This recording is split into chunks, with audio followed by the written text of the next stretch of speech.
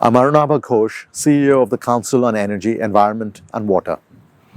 I'm privileged to have been asked to be part of this high-level panel on the environment of peace.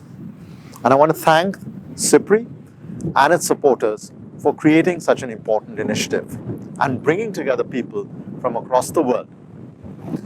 I come from India, but I've worked across the world in more than 45 countries. And when I look at the issues of development, sustainable development, conflict, and peace building, I am struck by how interconnected they are and yet how little we pay attention to those interconnections.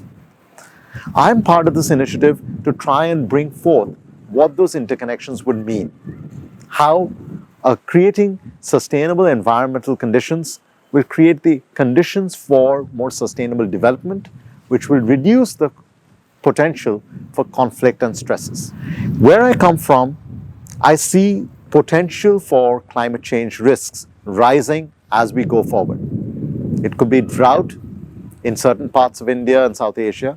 It could be coastal flooding events, extreme weather events, vector-borne diseases.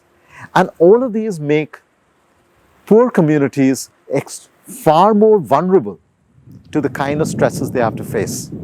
And it's this perfect storm of shocks, a combination of environmental stresses, food shocks, health shocks, that then make it much harder for communities to be resilient, which create the conditions for extremism, which create the conditions for not understanding each other.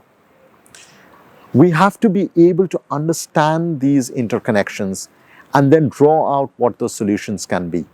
I hope by serving on this panel, I'm able to provide some of that context from South Asia and from my learnings in the rest of the world to be able to create a more fundamental foundation for thinking about environment, peace, and sustainable development all at the same time.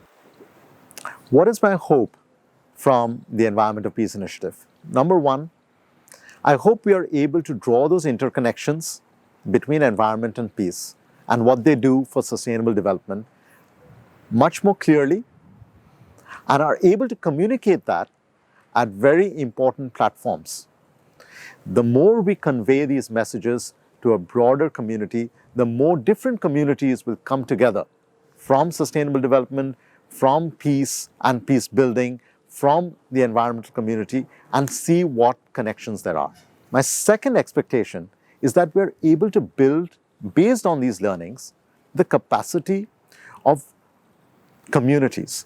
How can a village council, a town or a city administration understand these connections and create the conditions within their apparatuses to anticipate the stressors that emerge from environmental degradation and ensure and prevent the stresses that then emerge on community resilience, on conflict conditions, especially in vulnerable hotspots. Number three would be if countries that are particularly faced with environmental vulnerabilities are able to come together. Once we're able to do all of that, we actually then create a vision of hope.